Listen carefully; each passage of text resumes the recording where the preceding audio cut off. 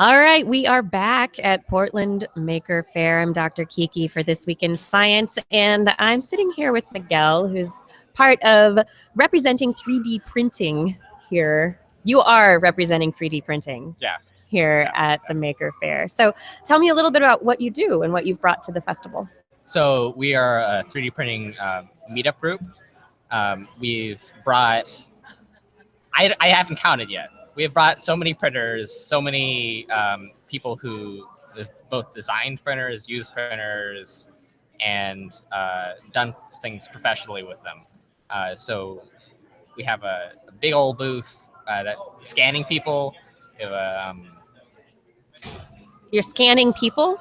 Yes, we're scanning people. You're scanning people. Yes. How are you scanning people? Like, is this kind of like TSA? No. What are you doing? It's scanning the matrix by having a iPad with a structure sensor on it. So people are walking around around the person to be able to be scanned. Huh. Yeah. So just a single iPad just walking around, and that iPad is figuring out, because of the camera in the iPad, it's able to figure out. It has a structure sensor on it, and that's a special camera. It's special. Yeah. So it's a special camera that has, I think, 2 cameras. And that triangulate in a way. Gets the mesh from the surface you're scanning, and then the app on the iPad stitches that together into one big old person. Wow. And so people are basically able to scan themselves and then print little figurines of themselves? Yeah, we're even actually printing them here at the event. How long does that take? It depends on how like busy we get. So it's been like maybe an hour or 2. So it's instant in terms of cameras. Right. So the old photo developers, instant developing. Mm-hmm. You know. That's still amazing to me that you could actually consider doing that. I mean, I remember the days when I, film cameras, my little Kodak click and shoot little film camera, take it into the film developer. And it was either, at first it was like, oh, come back in a couple of days kind of thing. And then it turned into 1 hour film developing. Mm-hmm. And now it's not film developing. It's 1 hour print yourself a little figurine of yourself. Yeah. This is amazing. Okay, so you've brought body scanners. What else do you have here? We have giant Pikachu. Awesome. My son is gonna love that. Oh my god. He couldn't get his printer working for the event today, but he has a 1 meter cube build area for his printer, so he can make Pikachus like yay big. That's amazing. Yeah. Giant Pikachus. I think the biggest thing we've brought to the event is the diversity of the 3D printing industry. So we have machines that were designed by people here or designed by somebody across the country and then built there and then shipped across the US. And then some of them are kits that you buy. And so there's probably quite a price range also, going from like a couple $100s to maybe over like a few thousand. What's the most expensive 3D printer? Well, the meter cubed one evidently was like really expensive. I don't know how much it was, but that was, I think, the most expensive printer that kind of our group mainly works with. But then some of us have professional experience with the multi-$100,000 3D printers. Yeah. And those are from the big companies that get shipped on semi-trucks. Wow. Yeah. And so for yourself, I mean, you're here in a casual, personal sense, and this is like a meetup group that you have, you all work together, but this is more than just a hobby for you. Definitely, yeah. I started, I got an internship, and then from that internship, I got introduced to the meetup group here, actually, 3 years ago. Nice. And from that, it was like, oh, I like 3D printing too. And I had some experience like building one for one of my previous jobs. And then from that, kind of like, oh, I can build one myself too. My friend had designed one. I was like, oh, I'll build that too. And then having that interest kind of gotten me more ingrained into this group, and it's kind of cool, like being able to show like, oh, I have this awesome print every meetup, and just talking about 3D printing in general is pretty cool. Yeah, has it really helped having other people to bounce ideas off of? And I mean, in terms of things that you've learned, and has it advanced your understanding of how to use or apply 3D printing? Definitely.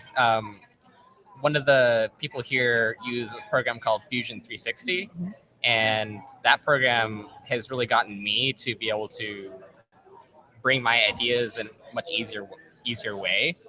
I wouldn't have known about that otherwise. Right. Yeah. I think that's one of the best things of groups is that the cross-pollination of ideas and ways to do things differently. Something else that you have here that is really interesting. I know there's a workshop down the hall, and it's for Adopt a Hand. Adopt a Hand. What is this? So every year we've been trying to do a workshop called Adopt a Hand, where a couple weeks before the event here, we get a bunch of people together to 3D print the prosthetic hands, and they have like a range of sizes. So the idea behind Adopt a Hand is that the hand itself doesn't cost too much. It's all with normal materials that you can find at the hardware store, and then you 3D print a lot of the parts. So as a kid grows up, they can move on very easily to a newer, larger hand as they grow, instead of having to spend tens of thousands of dollars every time they grow, which for kids is they're growing constantly. I have a 5-year-old. I see the growth spurts constantly. I'm like, really? You need a new pair of pants already?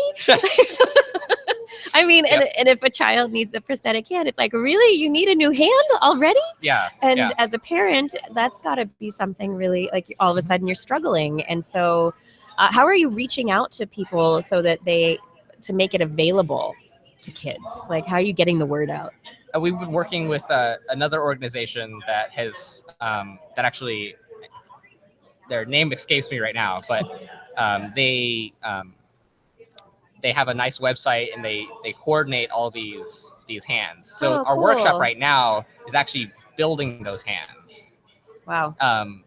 And everyone's building it together. Yeah. So how hard is it? I mean, you have a plan for a hand, probably, the 3D design. Right. And then you print it, but is there stuff you have to actually assemble, and what's the quality of the hand? How does it last over time with a kid using it, you know? It does last. The plastic, it's just like the same plastic you get in from a water bottle. So it doesn't break. It usually kind of like bends a little bit. So of course, if you bend the fingers back all the way, it's going to break. Yeah, so will anybody's hand. You don't want to bend your fingers all the way back. So it's going to break, maybe. Right. But if a kid's like gentle with it, then it's not going to break. And the cost of entry is so low that, so what if it breaks? You can get another one. You can get another one. Yeah. And what's the usability of the hands? A lot of the designs that we make is the hand specifically. So with people who don't have maybe all their fingers, they can bend their wrist to kind of grip onto things. That's the main one we work with, and that's the design for that is the Raptor Reloaded. And it's a really cool design. It actually uses a weed whacker string. Because it's a very inexpensive way of getting that tension force, and it lasts too. It's very slippery plastic, and it won't degrade as much as other plastics. Yeah. This is really cool. So where can more people go in the Portland area to find out about your 3D printing meetup group?